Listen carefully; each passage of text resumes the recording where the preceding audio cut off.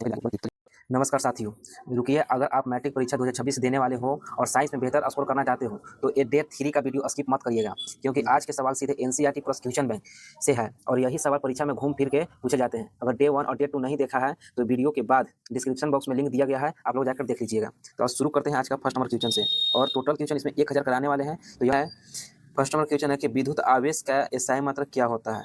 Option दिया गया है वोल्ट, कूलम, एम्पियर, ओम। तो याद रखिएगा विद्युत आवेश का एसआई मात्रक कूलम होता है, याद रखिएगा कूलम। और वोल्ट किसका होता है तो विभव या विभवांतर का एसआई मात्रक वोल्ट, याद रखिएगा। और एम्पियर होता है विद्युत धारा का, और प्रतिरोध का क्या होता है ओम। और प्रतिरोधकता का आप सब कमेंट में जवाब दीजिएगा। इसका राइट आंसर हो जाएगा ऑप्शन नंबर बी, इसका राइट आंसर हो जाएगा। नेक्स्ट क्वेश्चन का आंसर आप सब बताइएगा। न्यूटन का तीसरा नियम संबंधित है किससे, तो याद रखिएगा क्रिया प्रतिक्रिया से संबंधित होता है। और नेक्स्ट क्वेश्चन है कि जल का रासायनिक सूत्र क्या होता है, तो आप सभी को पता होगा H2O होता है। मानव शरीर में रक्त का शुद्धिकरण होता है, तो याद रखिएगा मानव शरीर में रक्त का शुद्धिकरण किडनी द्वारा होता है, गुर्दा के द्वारा। ऑप्शन नंबर सी इसका राइट आंसर हो जाएगा।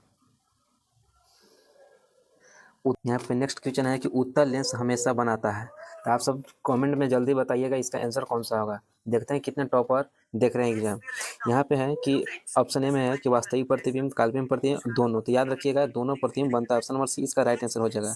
क्योंकि अवतल दर्पण में सभी प्रकार के प्रतिबिंब बनते हैं, और उत्तल लेंस की बात करेगा तो उत्तल लेंस में, और दर्पण की बात करेगा तो अवतल में वास्तविक और काल्पनिक दोनों प्रकार के बनते हैं। तो इसका right answer option number C हो जाएगा, याद रखिएगा। नेक्स्ट क्वेश्चन है कि अम्ल नीले लिटमस पत्र को क्या करता है, तो याद रखिएगा ABR। ए से होता है एसिड, और बी से ब्लू, और ब्लू को क्या करता है रेड करता है। और क्षार जो होता है BRB होता है, यानी रेड को ब्लू करने का काम कौन करता है तो क्षार करता है। तो इसका राइट आंसर हो जाएगा अम्ल जो है ब्लू लिटमस पत्र को क्या कर देता है तो लाल कर देता है। कह रहे हैं कि नीले लिटमस पत्र को क्या कर देता है तो लाल। इसका right answer option number C इसका राइट आंसर हो जाएगा। नेक्स्ट क्वेश्चन चलते हैं कि पौधे में गैसों का आदान प्रदान होता है, तो याद रखिएगा पौधे में गैसों का आदान प्रदान किसके द्वारा होता है, तो यहाँ पे रंध्रों द्वारा होता है। किसके द्वारा, रंध्रों द्वारा। पत्तियों में रंध्र छोटे छोटे छिद्र पाए, जिससे O2 और CO2 का आदान प्रदान होते रहता है। इसका right answer option number C हो जाएगा। नेक्स्ट है कि विद्युत ऊर्जा का व्यावसायिक मात्रक क्या होता है, तो किलोवाट घंटा होता है, याद रखिएगा। जूल किसका मात्रक होता है, तो कार्य या ऊर्जा का ऐसा मात्रक क्या होता है जूल होता है। वाट होता है विद्युत शक्ति का ऐसा मात्रक क्या होता है वाट। और एम्पियर याद रखिएगा विद्युत धारा का ऐसा मात्रक एम्पियर होता है। यदि चैनल पर नए हैं तो शेयर और सब्सक्राइब कर लीजिएगा। नेक्स्ट है कि मानव रक्त में प्लेटलेट्स का कार्य क्या होता है, तो याद रखिएगा रक्त को जमाने का काम करता है, रक्त का थक्का बनाना। ऑप्शन नंबर सी इसका राइट आंसर हो जाएगा। ऑक्सीजन कौन ढोता है, वहन करता है ऑक्सीजन का रक्त में, आप सब कमेंट में जवाब दीजिएगा। धातुओं की ऊष्मा चालकता होती है, तो याद रखिएगा धातुओं की ऊष्मा चालकता, इसका राइट आंसर क्या हो जाएगा, तो याद रखिएगा अधिक होती है। धातुओं की ऊष्मा चालकता क्या होता है अधिक होती है, इसीलिए इसको बर्तन बनाने में उपयोग किया जाता है। नेक्स्ट है प्रकाश का अपवर्तन किस माध्यम में होता है, तो याद रखिए ऑप्शन यहाँ पे दिया है कि केवल ठोस में, केवल द्रव में, केवल गैस में, विभिन्न माध्यमों में। इसका राइट आंसर आप सब बताइएगा, इसका राइट आंसर कौन हो जाएगा। तो याद रखिएगा विभिन्न माध्यमों में प्रकाश का अपवर्तन होता है, ऑप्शन नंबर डी इसका राइट आंसर हो जाएगा। नेक्स्ट क्वेश्चन आप सब बताइएगा ब्लीचिंग पाउडर का सूत्र क्या होता है, इसका राइट आंसर याद रखिएगा CaOCl2, इसका राइट आंसर हो जाएगा। यह क्या है CaOOH के होल 2 किसका है, तो बुझा हुआ चूना का रासायनिक सूत्र है। CO बिना बुझा हुआ का है, याद रखिएगा। इसका राइट आंसर क्या हो जाएगा CaOCl2। नेक्स्ट है श्वसन की क्रिया में ऑक्सीकरण होता है, तो श्वसन की क्रिया में ऑक्सीकरण होता है, तो याद रखिएगा ग्लूकोज का। कौन सा टूटा है, तो ग्लूकोज टूटा है। ग्लूकोज के टूटने से ही हमारे शरीर में ऊर्जा बनता है, ATP के रूप में आता है, और CO2 का निर्माण होता है। इसका right answer option number C हो जाएगा। नेक्स्ट है मानव नेत्र में प्रतिबिंब बनता है, तो याद रखिएगा कहाँ पे बनता है, तो रेटिना पर बनता है।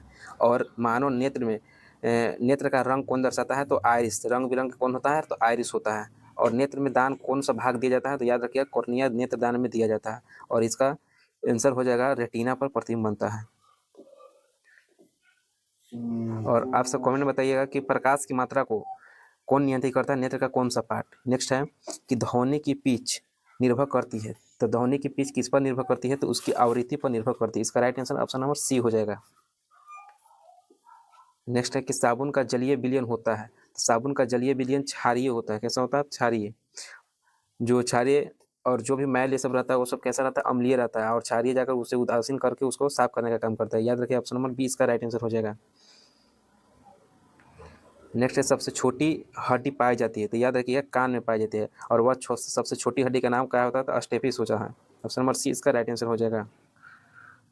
विद्युत परिपथ में फ्यूज का कार्य क्या होता है, तो फ्यूज का कार्य रहता है कि सुरक्षा देना, क्या करना, सुरक्षा देना। ऑप्शन नंबर सी इसका राइट आंसर हो जाएगा।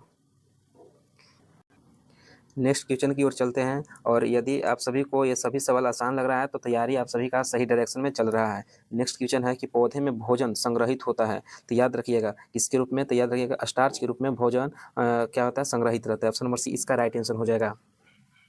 नेक्स्ट क्वेश्चन चलते हैं कि CO2 अग्निशामक में प्रयोग होती है, तो याद रखिएगा CO2 अग्निशामक में प्रयोग होती है, तो इसका राइट आंसर दहन को रोकता है। किसको रोकता है, CO2 दहन यानी जलने से रोकता है CO2, याद रखिएगा। ऑप्शन नंबर सी इसका राइट आंसर हो जाएगा।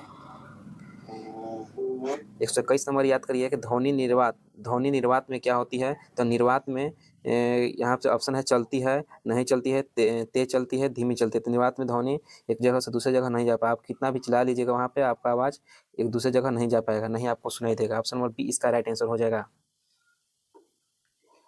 नेक्स्ट क्वेश्चन है कि नमक का रासायनिक नाम क्या है, तो नमक का फार्मूला क्या होता है, तो NaCl होता है, तो सोडियम क्लोराइड इसका right answer. Option number C इसका राइट आंसर हो जाएगा। नेक्स्ट याद करिए मानव में पाचन पूर्ण होता है, तो याद रखिए छोटी आंत में मानव में पाचन पूर्ण होता है। ऑप्शन नंबर सी इसका राइट आंसर हो जाएगा। और पाचन क्रिया कहाँ से शुरू होती है, तो ये कमेंट में जवाब दीजिएगा। और किस ग्रंथि को मिश्र ग्रंथि कहा जाता है। नेक्स्ट है ओम का नियम संबंधित है, तो ओम का नियम विद्युत से संबंधित है। ओम के नियम से आता है V = IR आता है, V = IR। ऑप्शन नंबर इसका राइट आंसर हो जाएगा। ऑप्शन नंबर सी याद रखिएगा, विद्युत से ओम का नियम संबंधित है।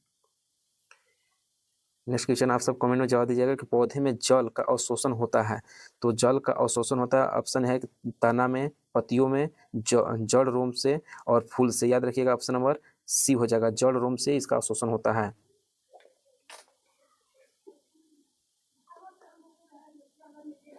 नेक्स्ट क्वेश्चन है कि अम्ल और क्षार को अभिक्रिया करता है तो क्या बनता है, तो याद रखिएगा लवण और जल का निर्माण होता है। ऑप्शन नंबर सी इसका राइट आंसर हो जाएगा। 26 का सी, 126 का सी हो जाएगा।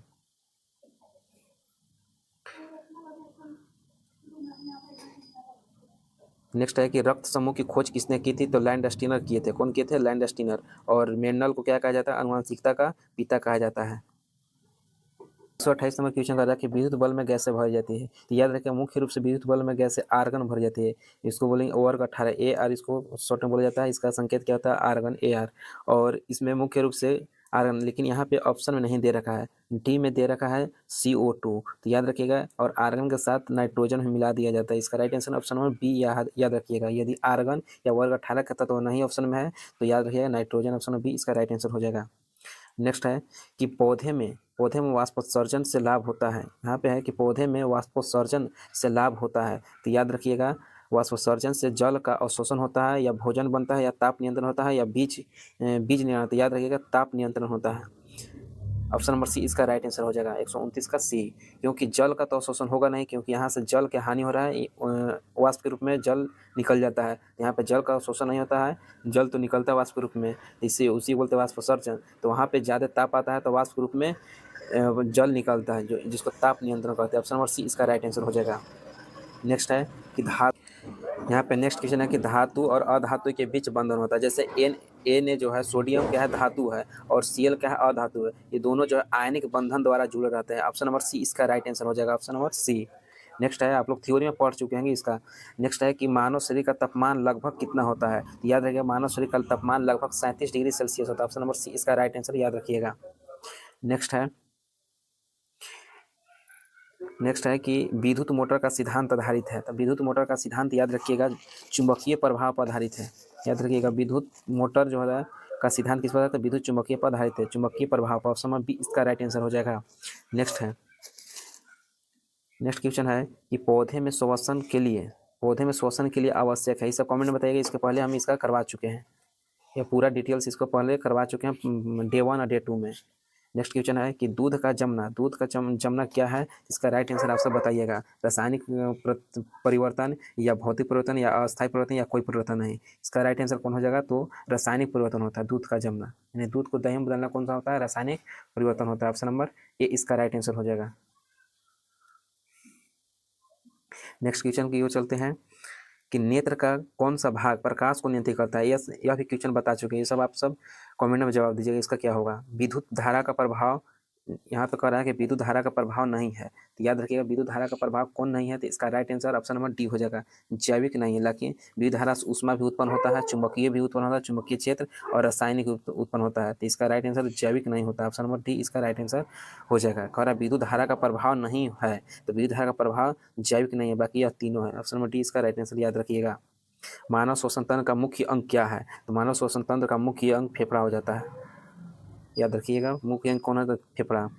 नेक्स्ट है कि अम्ल वर्षा का मुख्य कारण क्या होता है, तो अम्ल वर्षा का मुख्य कारण होता है SO2 और NO2, एक बनाता है HNO3 और एक बनाता है H2SO4, और यह सभी जो है जल के साथ वर्षा वाष्प के साथ मिलकर अम्लीय वर्षा बना देता है। यह SO2 और NO2 मिलकर यह बनाता है, यही जो है अम्लीय वर्षा के रूप में नीचे आता है। तो याद रखिए अम्ल का मुख्य कारण क्या है अम्ल वर्षा का, तो SO2 और NO2, ऑप्शन नंबर बी इसका राइट आंसर हो जाएगा। नेक्स्ट है कि पौधे में संवहन ऊतक नहीं है, जाइलम संवहन ऊतक है, फ्लोएम संवहन ऊतक है, कॉर्टेक्स जो है, और डी में दे रखा है कोई नहीं, तो इसका राइट आंसर याद रखिएगा कॉर्टेक्स जो है संवहन ऊतक नहीं है, ऑप्शन नंबर सी इसका राइट आंसर हो जाएगा। नेक्स्ट है कि ध्वनि की चाल सबसे अधिक किस में होती है, तो याद रखिएगा ध्वनि की चाल सबसे अधिक ठोस में होता है, उसके बाद द्रव में होता है, उसके बाद गैस में होता है, तो सबसे अधिक कहाँ गैस, तो सबसे ज़्यादा कहाँ होता है, तो ठोस में होता है, इसका right answer option number A याद रखिएगा। नेक्स्ट है कि मानव में पित्त रस बनता है, तो मानव में पित्त रस कहाँ बनता है, तो याद रखिए यकृत में बनता है, और कहाँ पे जमा होता है, तो याद रखिएगा पित्ताशय में जमा होता है। नेक्स्ट है और भोजन का पूर्ण पाचन तंत्र के किस भाग में होता है, आप सब कमेंट में बताइएगा। विद्युत विभव का मात्रक क्या होता है, तो इसका भी यह भी क्वेश्चन बता चुके हैं, आप सब बताइएगा चारों के चारों किसका मात्रक है। नेक्स्ट है कि पौधे में भोजन बनता है, तो यह भी बताइएगा, यह भी पूरा इसको बता दिया गया है डे 1 और डे 2 में, और इससे पहले ही बता दिए। नमक के घोल का पीएच मान कितना होता है, तो इसका राइट आंसर कौन सा हो जाएगा, नमक के घोल यानी NaCl का कह रहा है, NaCl का पीएच मान कितना होता है, इसका right answer option number A हो जाएगा, 7 होता है, कितना होता है, 7 होता है। में सुनने का अंग कौन सा होता है, आँख, नाक, कान, जीभ, आप सभी को पता होगा, यह भी आप सब कमेंट में बताइए, इतना हल्का है। नेक्स्ट है कि विद्युत सेल ऊर्जा को बदलता है, तो विद्युत सेल जो है ऊर्जा को किसमें बदलता है, याद रखिए बैटरी, कह रहा है बैटरी ऊर्जा को किसमें बदलता है, तो यांत्रिक से विद्युत में, या विद्युत से यांत्रिक में, या रासायनिक से विद्युत में, या डी में दे रखा है कि ऊष्मा से विद्युत में, तो इसका राइट आंसर याद रखिएगा रासायनिक से विद्युत ऊर्जा में बदलता है विद्युत सेल, ऑप्शन नंबर सी इसका राइट आंसर हो जाएगा। नेक्स्ट क्वेश्चन है कि क्लोरोफिल का रंग होता है, तो क्लोरोफिल का रंग कैसा होता है, तो हरा होता है, इसमें कौन सा तत्व पाया जाता है, तो मैग्नीशियम नामक तत्व पाया जाता है, इसके कारण ही पत्तियों का रंग कैसा होता है, तो हरा होता है। क्लोरोफिल किसमें पाया जाता है, तो याद रखिएगा पेड़ पौधा में पाया जाता है, और पेड़ पौधा के पत्तियों में किस भाग में, तो क्लोरोप्लास्ट में पाया जाता है, क्या पाया जाता है, क्लोरोफिल, इसका right answer option number C याद रखिएगा।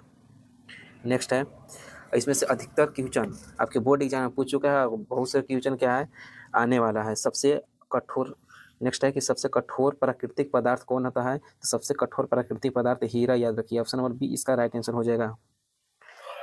नेक्स्ट है रक्त में ऑक्सीजन ले जाता है, कौन ले जाता है, तो याद रखिएगा RBC, रेड ब्लड कार्पल्स, या रेड ब्लड सेल बोला जाता है, इसका लाल रक्त कणिका है, RBC ले जाने का काम करता है, ऑप्शन नंबर बी इसका राइट आंसर हो जाएगा। नेक्स्ट है कि ध्वनि तरंगे होती है, तो ध्वनि तरंगे होती है, तो याद रखिएगा ध्वनि तरंगे होती है अनुप्रस्थ होती है, और प्रकाश कैसा तरंग होता है, तो ध्वनि तरंगे अनुदैर्ध्य होती है, और प्रकाश कैसा होता है, अनुप्रस्थ होती है, इसका right answer option number B हो जाएगा।